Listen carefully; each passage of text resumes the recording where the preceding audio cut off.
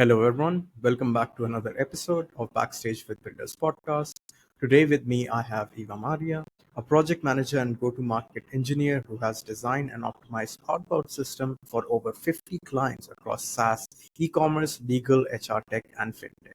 She's passionate about blending structure with creativity to solve GTM problems, and she's an expert in Clay workflows, Apollo, LinkedIn automation, and personalized copywriting that drives real results. She currently works at the Playbook agency where she helps B2B companies build demand generation systems that turn outreach into a predictable, scalable pipeline. It's good to have you here, Eva Maria. Okay, thank you so much for joining the podcast, Eva Maria. I have already given you an introduction, so I'll give you the first question that I have prepared for you. You have worked with over 50 clients across different industries. What pulled you into the world of outbound and also GTM in the first place? Okay, so maybe 50 clients is a bit more that I actually worked with, Right. but I worked with a lot. So a lot to have this experience. But I also worked in different industries. So what pulled me into outbound and GTM as a whole is that I saw it as one of the fastest growing and most valuable skill set in the market, which is not Right. like trendy work, but it's actually a strategic work. So, you have a trendy work style and then you have like the strategic ones. And I think this goes in that side, the side that forces you to think deeply about positioning, markets, and the growth in general. Coming out of business school, I wanted a role that will push my strategic thinking every day instead of just keeping me on routine tasks because I think they are just boring and I couldn't do boring repetitive tasks. Yeah, So 100%. That makes yeah, sense. That's good. So it's like it's more in depth in that way, right? It's like yeah. it requires more. But you also call yourself like a GTM engineer, which is like the first time I'm hearing that, right? Like what does that mean to you and how is it different from being like a marketer or like a project manager, for example? So GTM is a mix of challenge, speed, and real business impact. So to me, being a GTM engineer is about treating every client like it's your own company because you need to understand and you need to know their ICP, their offers, their communication style, their buyers better than they do. And then you build a system that connects these two worlds, clients and customers, in a way that's measurable and also scalable. And marketers might stop at campaigns and project managers might stop at some task, but the GTM engineer goes end to end. So strategy, execution, and systems engineering to make this whole machine just work in a No, way. that makes sense. That makes sense. So it's almost like understanding the business better than the founders themselves might. Right. That's the main thing. Most of the time we do understand, yeah, better than them. Okay. That makes sense. And ICP is like the ideal customer profile that they are just Ideal basically customer set. profile, yeah. Which many companies don't know it themselves. Right, right. No, that makes sense. No, it's the same for us too. Like when we started out, like we didn't know. It's like anyone who can come through the door, that was the main thing for us, right? So Exactly.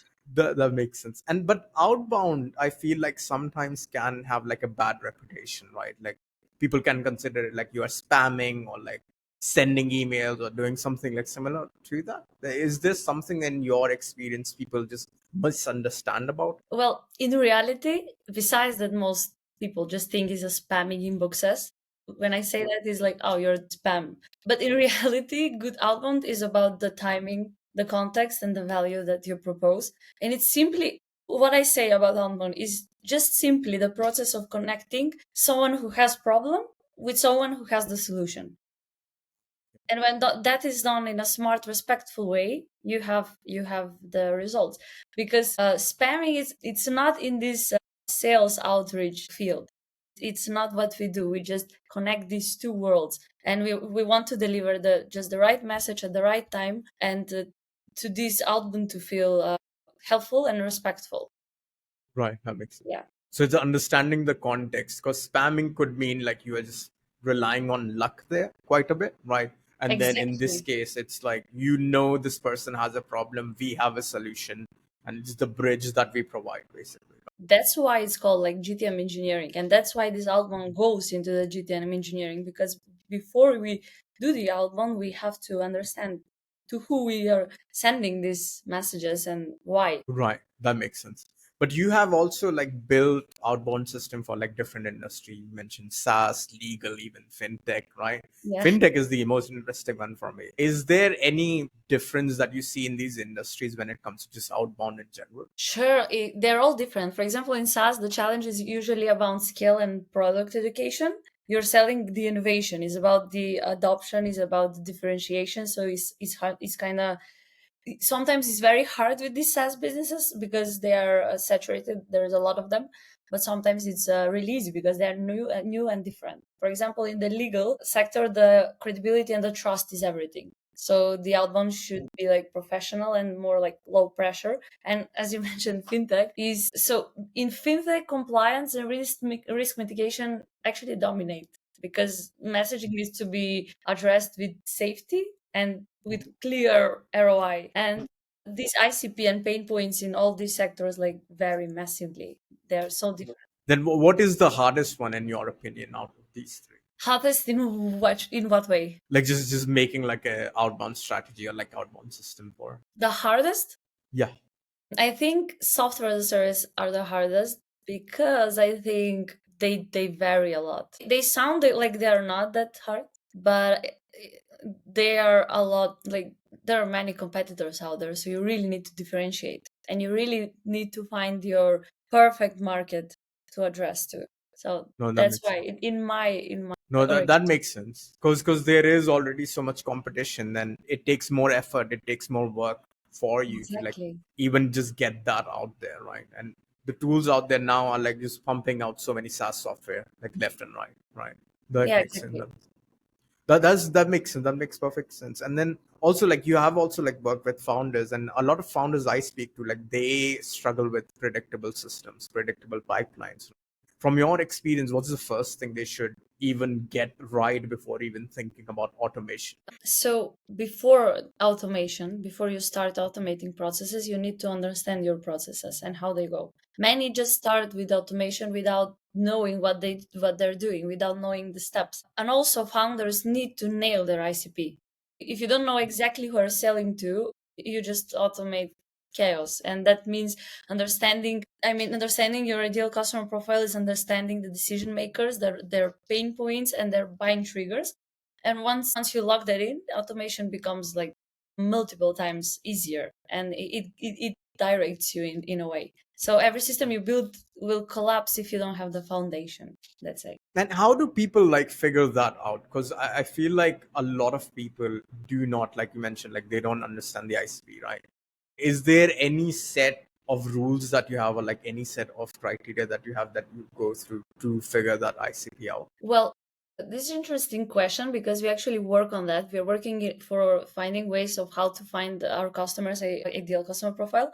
I mean, their customer profile. And it's a struggle if you're like a startup or something. But if you already have like a customer database, you can enrich that. For example, what we do is we use Clay, our engine, Yeah. and we use Clay, for example, to enrich all those customers profiles, and then we do just a summary analysis on these customers. And what we receive as a median, like an average customer profile, should be our ideal customer profile because we're searching for example, employee count. We are searching for other triggers like pains they have, how big of a companies they are in revenue, for example, what they deal with, everything, and then we just summarize it in with AI usually, and then AI just give us a dashboard with information, and they're just this That is how we makes do it. sense. So from past customers, we are coming to the ideal customer profile. But if you're a startup, there should be you should try and sell until you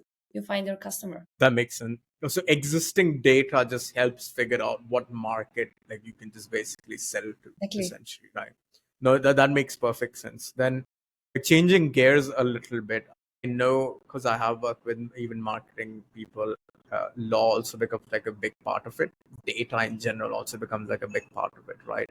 Data privacy and compliance are huge concerns when it comes to outbound in general, right? In your case, how do you like even build system that respects those you can say regulations like GDPR, for example, in Europe is quite popular. Exactly. I mean, we are careful from the very start about where we are operating and who we are targeting. You can't Right. just go blind without knowing these compliances, without knowing the concerns that every country has, because every country is different and has different rules. Even if you think, oh, Europe, all the countries are the same, they're not, of course. In USA as well. And outbound systems need to be built around the reality of the country, of the rules of the country. And compliance should not be a blocker. It just forces you to be more intentional with the messaging and the targeting. No, that makes sense. That makes sense. Like it almost like puts you in that area where you are like you are careful about what you are doing. Right. Yeah, you must be. I mean, in every job, in a way, we have like a part that tells us and asks from us to be careful, to watch Right. out. That makes sense. No, that makes perfect sense. Like I have also like by the way seen cases where people push that limit quite a bit, where it's like, okay, like we might not get caught or something like similar, right? In your experience, has there been a client who was like let's just push this system, let's just push this strategy out, but in your head it was like legally this might not be a good idea? Yes, actually, yes. There is always like a class like that, but my response is always the same. It's brand equity, long-term brand equity matters more than the short-term results that you want. Such a good point. Yeah, so I explained that the legal and reputational risk clearly are safe alternatives. So you Right. can just push outside the line, That makes sense. and I am sometimes responsible to just show where the line is. But if they still insist, I walk away from that approach. I mean, we should have a sustainable outbound, and this risk just kills the sustainability. No, that makes sense. And also, like, if it messes up, I feel like a lot of time founders will just blame you. They'll say, "Okay, Of you course. messed up." So there's always take that approach to that, because then they could say, like, "Okay, if the line was there, if the boundary was there, why did we cross it?" And then you can't Exactly. say, "You told me to cross that thing." Right. No, that makes sense. Then also then since you have worked with so many founders in your experience, are there like common legal blind spots or like you can say common legal regulations even that people just tend to ignore or just face when it comes to just outbound system? Well, founders sometimes underestimate how strict these compliances can be across the regions, and they forget that GDPR are not just checking the box items, you know? They assume, like, the blind spot here is that they assume that if something works in USA, works, for example, in Europe, Right. and Yeah. it Yeah. Yeah. doesn't, and it just doesn't. And many just neglect the clear opt-out processes, and most of the time is just the basic legal requirements. But I think that ignoring these small details can just create huge liabilities to you. So you just have to be careful. They're small. Usually there are small things, but you don't need. You shouldn't overlook them. Right. No, that makes sense. So, like, just because one thing is working for one company in one jurisdiction, like USA, does not mean we can just copy that and apply it to Europe without understanding what the law even says about that, I'm basically, right? sure. Yeah, I'm sure like many saw that already. That Yeah, work. no, that makes sense. That makes sense. That's good though. And then also, like, if you could just give one piece of advice to early stage founders, just being compliant, is there like a one thing you always recommend? I mean, I would say build compliance into your system from day one instead of Right. just treating it as afterthought.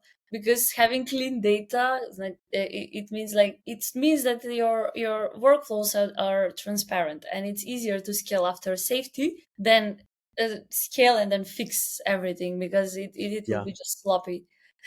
So, and also I would say don't just assume that your SDR team knows the rules, or your team in general. You have to train them. You compliance, it's should be communicated, because many times like SDR team is just being left on their own. But I think that this should be communicated inside of the company. Because ultimately the biggest hit is with the founders themselves, right? They are the one, their brand name is the one that is at the forefront of it. No, that makes sense. And I have also seen, or like in my experience, I've heard that outbound is a lot of time it's like testing. Right, like it's a process of testing, failing fast, and then learning from it what works, what doesn't work, right? In your experience, then, is there a moment where a campaign like completely just flopped? And then, like, what did you just learn? Oh my God, sure. I mean, yes, of course. I've had campaigns that were perfectly designed, tailored, like personalized for the people, and they just completely tanked. Like nothing happened. But sometimes timing is off. Sometimes the channel is not okay. Sometimes the message just don't resonate. Sometimes the market that you're reaching out to is just not the market fit. You made a mistake there. Sometimes you Ah, just go and think this must work, something you're overconfident. But I think that the biggest lesson that I can get out of this is that every flop tells you what not to do, and you learn from it. So testing without fear is the only way to find what sticks. And if you're right, not true. failing, sometimes you're just not experimenting enough, No, that makes I sense. That think. makes sense. No, that makes perfect sense. It's like you have 100 doors in front of you. Only one can lead you to the right outcome. The only way to figure that out, just start opening those doors. See which one just Exactly. leads there, right? That makes sense. And the emotional like roller coaster is always there. Like you always feel bad when you fail, but then you know what's coming next. You can't predict the future. That's the main thing, right? It's like from your experience, a strategy or a system will work because it has worked for like in the past, right? But maybe with this company, timing might be a bit off, or something might be like Exactly. different, right? That makes perfect sense. That makes sense. And then if a founder just came to you, for example, hypothetical situation, and he had like zero outbound strategy, zero idea, he doesn't know what to do. Like he has a business that is running. What's the one thing you would just tell him to start just doing tomorrow, start implementing tomorrow that could just help him out? So a founder with zero outbound strategy, I think that should not try to DIY everything, Right. That's a good point. right? Because I think that working with people who already know their job at the beginning is really important. So don't just build your outbound muscle with agency that are not without experience, uh, Right. like background, because you're a founder. I mean you're a founder and you have a zero, something that is starting from zero. And if you start from zero with unexperienced background, it will just waste your time in a way. It might go to negative even, right? It's like, okay, Yeah, well, now and what? you need to know what is good and what good looks like and what gathers results. So once you learn, you can start building internally. So maybe I would propose start with an agency, start with outreaching, outsourcing. Start with outsourcing. I mean, this outreach is Yeah.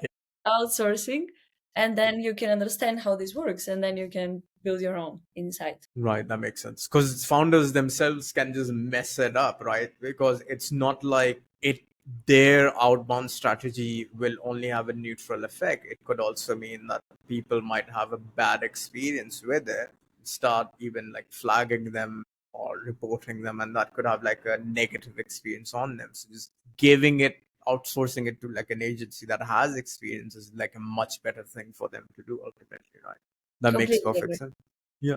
That's good though. That's good though. And since you have worked with like so many like founders, early stage teams, like companies that are doing already successful, right? Is there any one lesson that stands out to you the most? So being a more like down to earth on this one, but in my opinion, what I've seen is that if a company, if one thing works, is having like a good team, and having a good team, it means you have a good business. So the product matters, don't get me wrong, but the execution is all about the people you have in the house. So early stage companies often underestimate how much hiring and team alignment can drive success, and having the right team in outbound only works if they are not having the outbound team can only work if they are internally ready to support it as much as you are ready.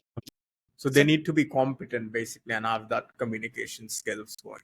exactly, putting your belief in your people and their value and award it and respect it. So like no micromanagement allowed, nothing like that. If you're giving it to someone, then don't tell them how to do their job. As a founder, you should just take a step back, let them handle everything that they are doing.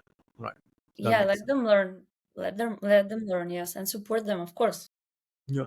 No, that makes perfect sense. Then, like, one final question then for you, like, is there any decision or like, what's the one decision that you have made in your career that has changed the way you approach work? One decision that I'm going to, I mean, one decision that's coming up to my mind most of the time lately is that I realized that perfectionism just slows growth. And Right. early on, when I started with my career, I wanted every campaign to be flawless, everything I do to Right. be like perfect. But Right. working in an agency taught me Right. that speed and iteration beats perfection every time. So done is better than perfect. When you're testing, when you're learning, when you're in a hectic environment like an agency is, you can't just wait to perfectionism, because at the end of the day, perfectionism don't even exist. So what's perfect for you, it's not perfect for somebody else. And that mindset shift I had made me more effective and less stress overall. That's good though. I like that because everything can be improved on, right? Like everything can be made better at the end of the day. Exactly. Right. That makes sense. So thank you so much. Like this was amazing. I feel like I learned a lot from you. It's like a free lesson from me. Right. So I'll have everything in regards to you, like your LinkedIn, like even the agency's website down in the description. And thank you so much for your time. Thank you. Thank you for your time as well. Hope you had a great time, and really, I'm happy if you learned something. Yeah. Thank you so much. Okay.